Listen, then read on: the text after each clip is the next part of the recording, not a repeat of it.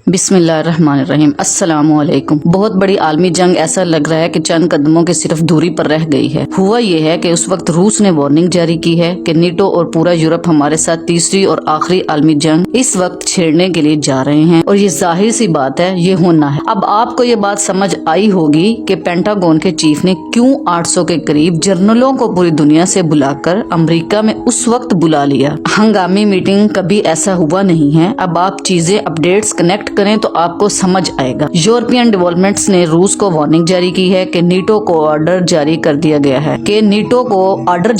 गया है कि रूस के तैयारे शट डाउन करने के लिए। ये कोई झूठी बात नहीं है, ये अब आप जहन में रखिएगा। उन्होंने कहा है कि हम रूस के तैयारे यानी उनके जेट्स नेटो शट डाउन करने के लिए जा रही है। उधर रूस ने वार्न किया है कि अगर हमारा एक भी जेट, एक भी तैयारा नेटो के किसी रुकन मुल्क ने गिराने की कोशिश की या गिराया, हमारा एक भी जहाज मार गिराया तो वर्ल्ड वार 3 शुरू हो जाएगी। ये आखिरी जंग छिड़ जाएगी। फिर उन्होंने कहा कि हम वार्न कर देना चाहते हैं कि किसी गलत फहमी में ना रहिएगा। अगर ये मामला हुआ तो वार डिक्लेयर कर देंगे, यानी उसके बाद फिर रूस के न्यूक्लियर मिसाइल होंगे, यूरोप होगा और उन सब की तबाही। ये सारा का सारा मामला क्या है? असल में उन्होंने इल्जाम लगाया है कि रूस ने हमारे एयर स्पेस की वायोलेशन की है। अब हम उनके तैयारे मार गिराने जा रहे हैं। नेटो का कोई भी रुकन अगर तैयारा मार गिराएगा रूस का, तो ये आप समझ लें कि जंग छिड़ जाएगी। फिर वो आपको यूक्रेन की जंग को भूल जाएंगे, तो फिर जंग यूरोप की और रूस की छिड़ जाएगी।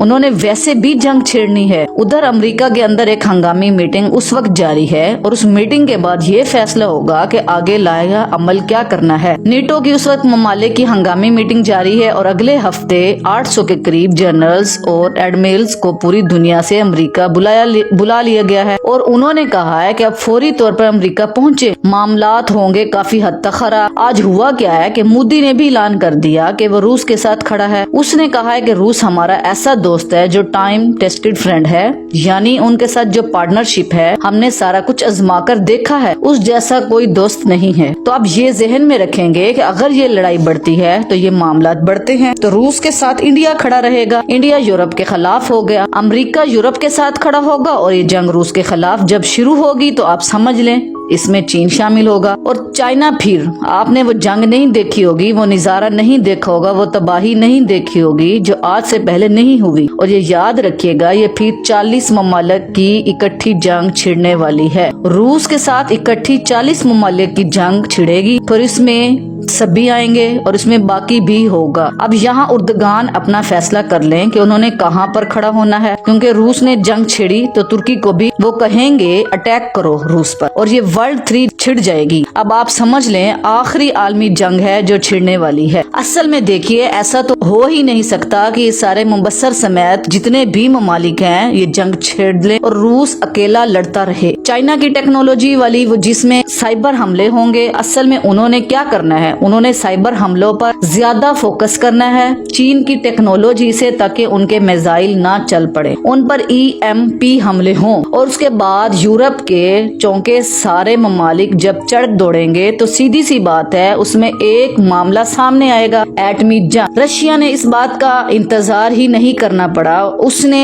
एटमी हमला कर देना है, क्योंकि उसने कहा था कि अगर हम पर लड़ाई हुई और रशिया को नुकसान पहुंचाने की कोशिश की गई, हमारे वजूद को खतरा हुआ तो वार है, यानी के जंग है। अब आज जो धमकी दे दी है रूस ने, वो बड़ी वाज़ेह सूरत हाल पैदा हो गई है। आप फैसला कर लें आप कहाँ पर खड़े हैं, यानी यूरोप ने एक एक करके मारना है या इकट्ठे मरना है। अब आप सोचे, अगर उसने रूसी मिसाइल मार दिया है और उसमें 6 एटमी वारहेड उसने लगा दिए, तो गए ना 6 मुल्क एक ही झटके में, एक ही मिसाइल से 6 मुल्क उड़ गए। अब बताइए ना आप कहाँ खड़े होंगे, क्या सूरत हाल पैदा होगी। तो ये बात आप समझे। प्यूटन ने ऑर्डर जारी कर दिया है कि अगर नेटो ने हमारा एक भी तैयारा मार गिराया तो सब पर मिसाइल मार देना। अमेरिका कहाँ पर खड़ा है? आपको पता है कि अमेरिका ने कल प्यूटन को पेपर टाइगर कहा है।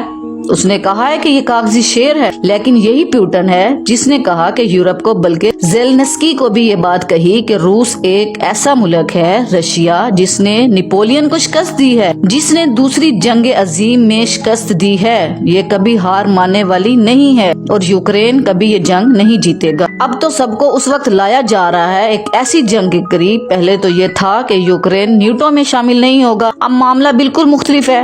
اب نیٹو نے کہا ہے کہ ہم روس کو جیٹ گرانے جا رہے ہیں، اور روس نے کہا ہے کہ اگر آپ نے جیٹ گرایا تو یہ ورلڈ وار 3 ہو جائے گی۔ اب زیلنسکی چاہ رہا تھا کہ کسی طرح ایسی لڑائی ہو جائے جس میں سب کود پڑے، اور اب نیٹو ڈائریکٹ جنگ کرنے جا رہی ہے۔ تو جب نیٹو نے ڈائریکٹ جنگ کرنی ہے تو پھر رشیا اعلان کرے گا کہ چائنا اس میں شامل ہوگا، کہ اگر رشیا ہارا تو اگلا نمبر چائنا کا ہے۔ چائنا کو یہ اچھی طرح معلوم ہے کہ اگر ہم بچنا چاہیں تو ہمیں رشیا کو جتوانا ہے۔